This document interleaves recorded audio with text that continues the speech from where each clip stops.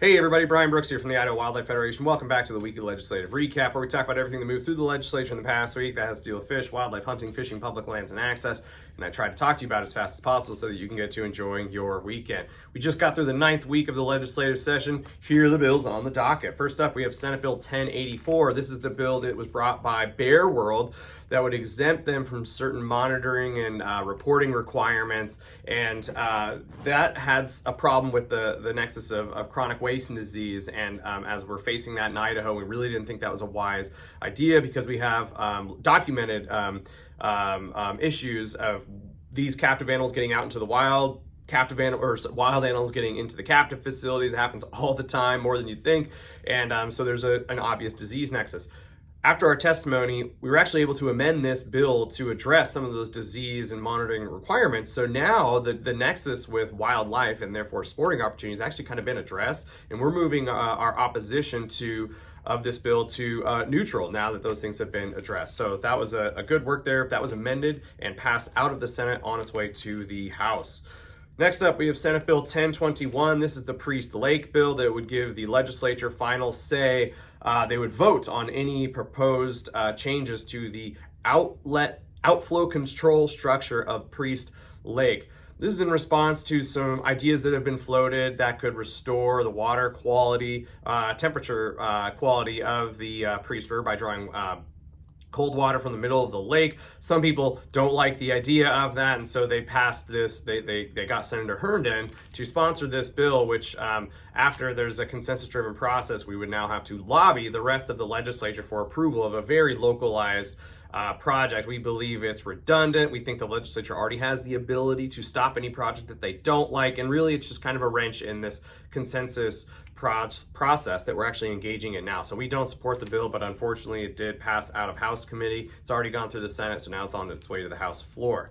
Next up, we have House Bills 144 and 143. These are the two bills that one would allow a temporary fur buyer's license, which really doesn't have an impact on hunting and fishing. And then the other one would allow a lifetime license for trapping, which we support. Those pass out of Senate committee. They've already gone through the House process, so they're headed to the Senate floor. And then lastly, we just have a bill number for the shed hunting bill. That's Senate Bill 1143. This bill might be introduced next week. We'll let folks know when that's happening. But essentially, it gives the Fish and Game Commission the authority to set seasons, if any, on shed hunting. And this is a response for two reasons.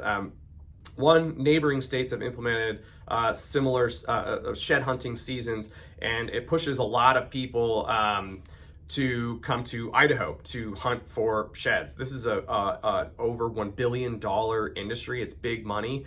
And so a lot of our neighbor states are making seasons. And so before those seasons open, those people who are doing that are coming here and pushing around our wildlife. And in years like this year, when we have heavy snowfall only in certain parts of the state, southeast Idaho deer herds, for instance, right now are dealing with over 4 feet of snow. Mule deer have about 90 days of fat reserves to survive the winter. Winters like this one, they're going to go well over 100. And so they're very stressed. They're already on the verge of dying off, lots of them. And people coming out here and pushing them around, either to get them to drop their horns or pushing them around inadvertently while they're looking for horns on the ground, can have a significant impact on herd mortality, but also that stress can cause does to abort their pregnancies as well if there's too much stress. So this is a mitigation effort, and only when it's, I could foresee during the season setting process, only in certain years, only in certain areas, if it's absolutely needed. But this bill does none of that. It just allows for that authority to take place.